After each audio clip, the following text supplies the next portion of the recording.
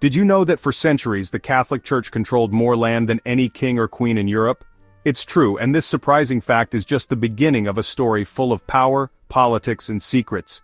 From shaping governments to influencing wars, this is the true story of the Catholic Church that no one told you.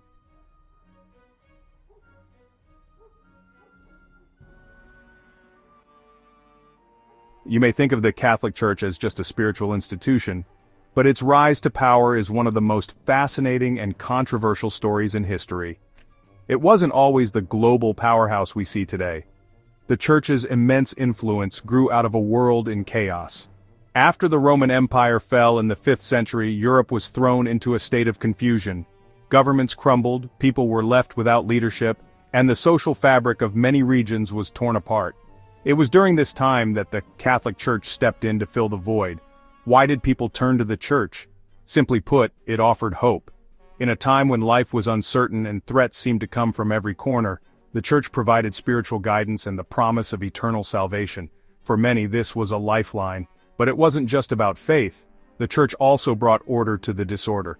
Priests and bishops became trusted advisors, helping communities organize themselves and creating rules that people could follow.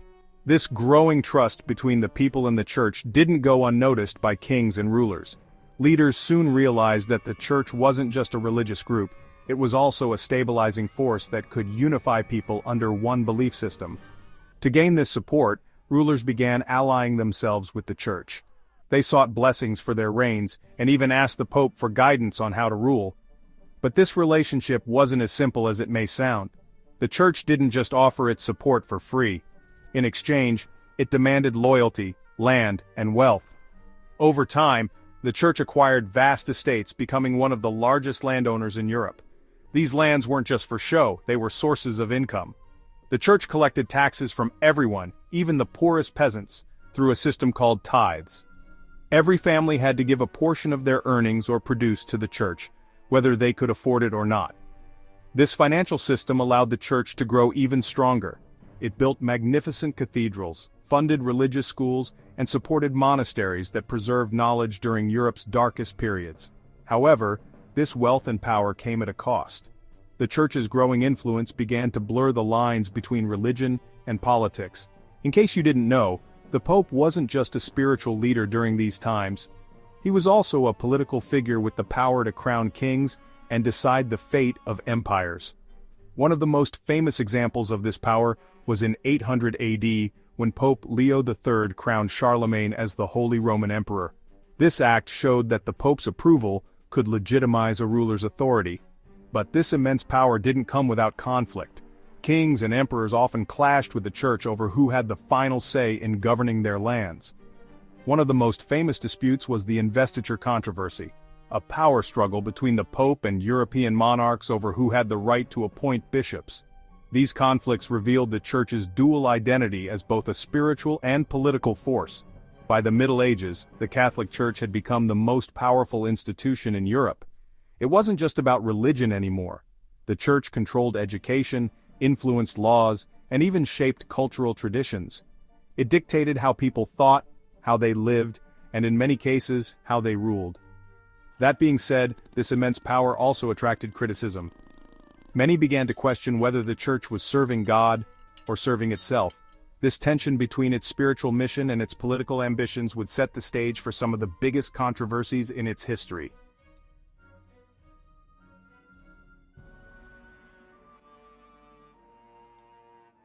When you hear about the Crusades, you might picture brave knights fighting to protect their homeland and faith. However, the truth about these so-called holy wars is far more disturbing. In case you didn't know, the Crusades were a series of military campaigns launched by the Catholic Church, beginning in the 11th century. The Church claimed these wars were necessary to protect Christian lands and free the Holy Land from Muslim control. But behind this noble-sounding cause lay motives that were far less spiritual. The First Crusade was called in 1095 by Pope Urban II. He rallied thousands by declaring that it was their duty as Christians to fight for the Holy Land. He promised them something: irresistible forgiveness of all their sins. For many, this was a golden ticket to heaven, but let's not sugarcoat it. These wars weren't just about faith, they were also about power, territory, and wealth. Thousands of people, from trained knights to poor peasants, took up the cause. While some had genuine religious motives, others saw the Crusades as an opportunity for adventure, plunder, or even escape from their difficult lives. Unfortunately, what followed was anything but holy. During the Crusades, armies marched through Europe and the Middle East, leaving destruction in their wake. Innocent people were caught in the crossfire, entire villages were burned, and countless lives were lost. One of the darkest moments came during the Fourth Crusade when Christian knights attacked Constantinople, a city that was supposed to be their ally. Instead of protecting it, they looted its treasures, burned its buildings, and slaughtered its people. The Church's promise of forgiveness didn't just encourage violence, it also gave many crusaders a false sense of righteousness. Some believed they could commit any atrocity and still be guaranteed a place in heaven. This led to brutal massacres, such as the killing of Muslims and Jews in Jerusalem during the First Crusade.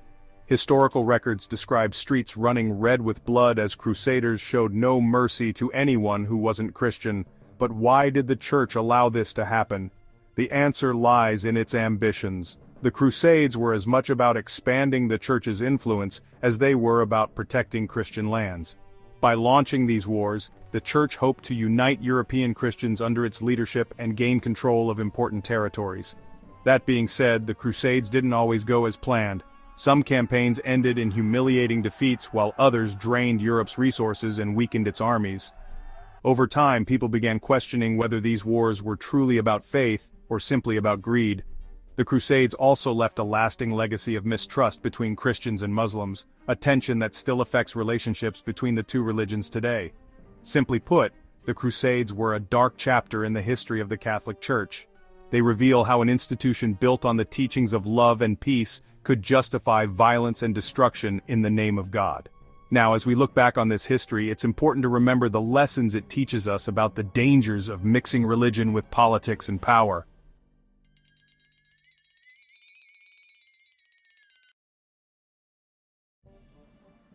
The Inquisition: faith or fear? Another shocking chapter in church history is the Inquisition. In case you didn't know, the Inquisition was a series of investigations and trials aimed at rooting out heretics, people who challenged or didn't follow the church's teachings. On the surface, it sounds like a way to protect religious unity. However, the methods used were far from peaceful. The origins of the Inquisition can be traced back to the 12th century, during a time when the Catholic Church felt its authority was being threatened. Movements like the Cathars in southern France and the Waldensians in Italy were growing in popularity, questioning the Church's teachings and wealth. To stop these groups, Pope Innocent III declared them heretics and sent armies to crush their influence. But military action wasn't enough. The Church needed a system to identify and punish those who went against its doctrines, and that's how the Inquisition began. One of the most infamous tools of the Inquisition was torture. People accused of heresy were subjected to brutal methods to extract confessions. Devices like the rack, where a person's body was stretched until joints dislocated, and the strappado, where victims were hung by their wrists tied behind their backs, were common. Many of these confessions were false, given in desperation to end the unbearable pain. In some cases, even confessing didn't save the accused, as they were still burned at the stake to purify their souls. The Spanish Inquisition, established in 1478 by King Ferdinand and Queen Isabella, is perhaps the most infamous of all. Unlike earlier Inquisitions, this one operated under royal authority but with the Church's blessing. Its primary goal was to ensure that converted Jews and Muslims, known as conversos and moriscos, were genuinely practicing Christianity. Thousands were arrested, tortured, and executed during this period, with the fear of the Inquisition spreading far and wide. Even people with no connection to heresy lived in constant fear of being accused. It's important to note that many accusations during the Inquisition weren't based on solid evidence. Instead, they were often fueled by personal grudges, greed, or paranoia. If someone wanted to take over their neighbor's land, all they had to do was accuse them of heresy. Once accused, it was nearly impossible to prove innocence, as the system was designed to convict. Another dark aspect of the Inquisition was its targeting of women. Many women accused of witchcraft were brought before the Inquisition. These accusations often stemmed from local superstitions or fear of independent women who didn't conform to societal norms.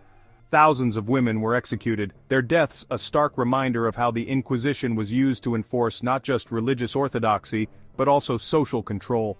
Over time, the Inquisition's power began to wane.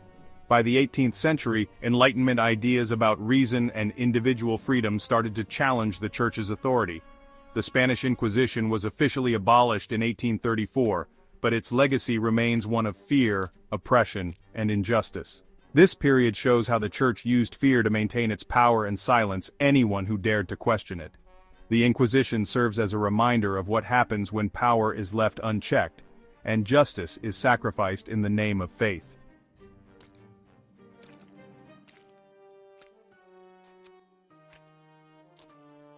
Selling forgiveness.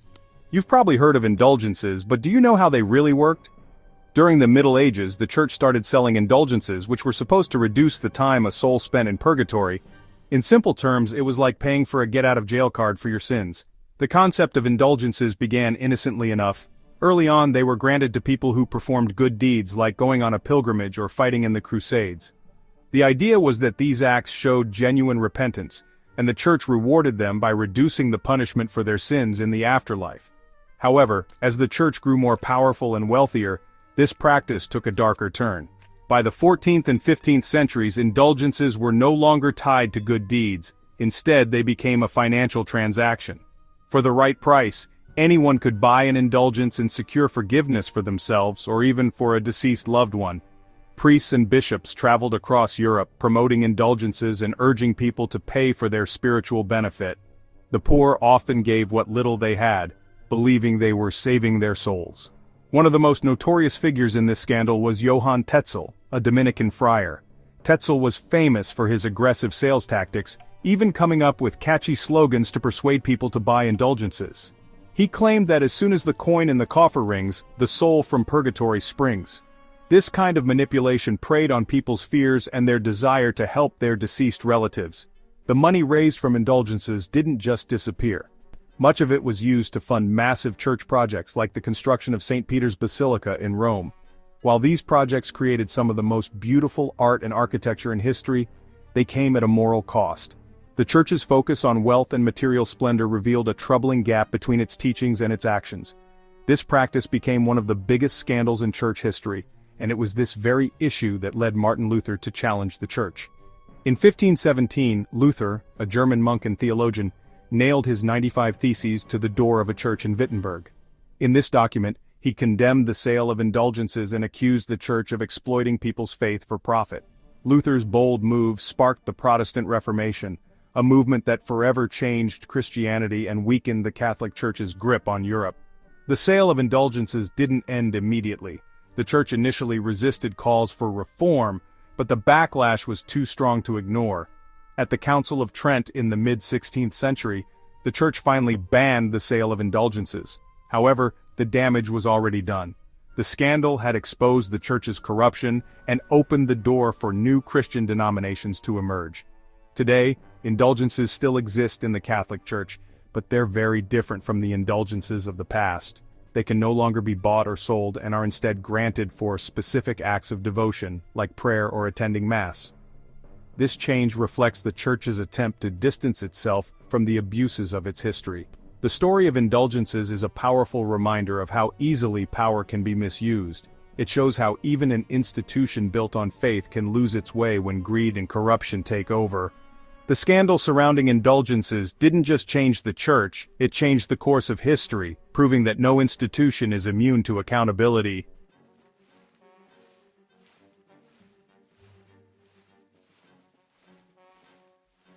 The Galileo controversy. You've probably heard of Galileo Galilei, the brilliant scientist whose work changed the way we see the universe. But the story of Galileo is not just one of discovery, it's also one of conflict, power, and punishment. What makes his story so fascinating is how it reveals the tension between science and religion during a time when challenging the Church was unthinkable. Galileo's most famous discovery was that the Earth revolves around the Sun.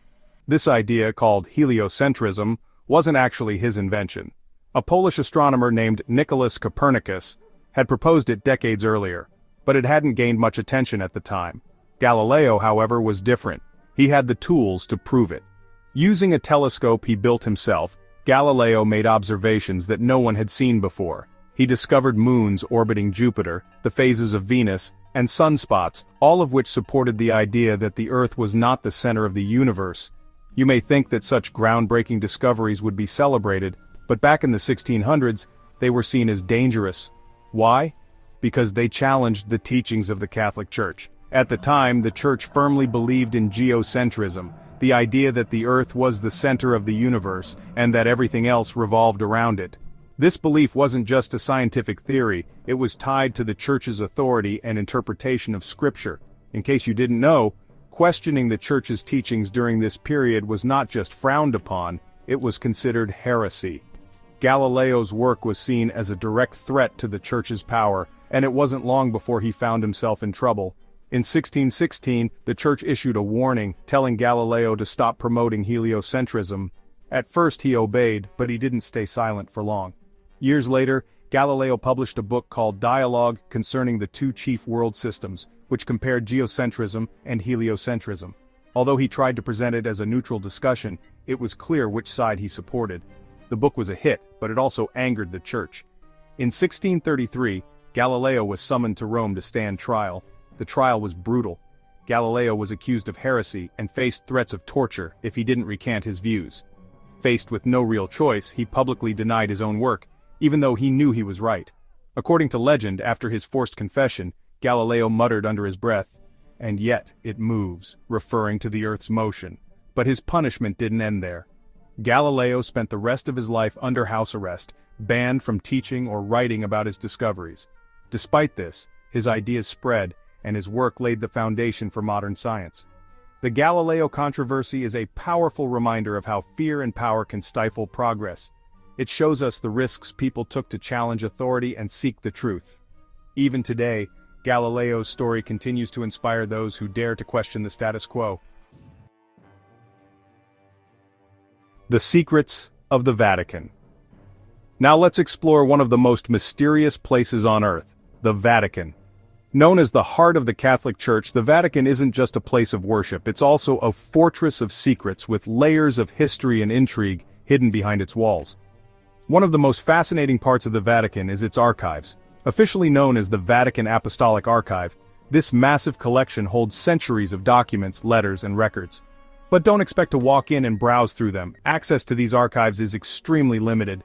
Only a handful of scholars with special permission are allowed to view specific documents, and even then, they must follow strict rules. You may be wondering, why all the secrecy? The Church says it's to protect sensitive information and preserve history. But this level of control has sparked endless speculation about what's really inside. Some believe the archives hold evidence of scandals that the Church would rather keep hidden. Others think they contain lost parts of history, such as ancient texts or accounts of events that contradict official Church teachings. One of the most persistent theories is that the archives contain documents related to Jesus Christ. Could there be letters written by Jesus or records that challenge the Bible's version of events? We don't know, and the Church isn't saying. This silence has only fueled curiosity and conspiracy theories. Another topic that often comes up is the Church's involvement in world politics. Throughout history, the Catholic Church has played a significant role in shaping governments and influencing decisions. Some researchers believe the archives contain letters and agreements that reveal the Church's hand in major historical events, including wars, alliances, and even secret negotiations with world leaders. Then there's the question of modern scandals. The Catholic Church has faced numerous controversies in recent decades, from financial misconduct to cases of abuse. Some believe the archives hold records that could shed light on how the Church handled or mishandled these issues. But it's not just about what's hidden. The Vatican itself is full of mysteries. Beneath its surface lies a network of tunnels and catacombs that few have ever explored. Some say these tunnels connect to secret chambers or even underground vaults holding treasures that have never been revealed to the public. That being said, the Vatican's secrecy isn't all about hiding dark truths. It's also about preserving history. The archives contain invaluable documents that provide insights into centuries of human civilization. From letters written by Michelangelo to records of diplomatic relations, these papers are a treasure trove for historians. Simply put, the Vatican is a place of contrasts. It's a symbol of faith and tradition, but it's also a source of endless curiosity and controversy. What lies behind its walls? Only the Church knows, and for now, it seems they intend to keep it that way. That being said, the Catholic Church is not just about controversy. It has played a significant role in shaping art, education, and human rights throughout history. However, understanding its past means looking at both the good and the bad. The Church's story is one of power, faith, and complexity. It has made mistakes, achieved great things, and survived for over 2,000 years. Simply put, its history is a mix of light and shadow, just like any other major institution in human history. Now, what do you think about the true history of the Catholic Church?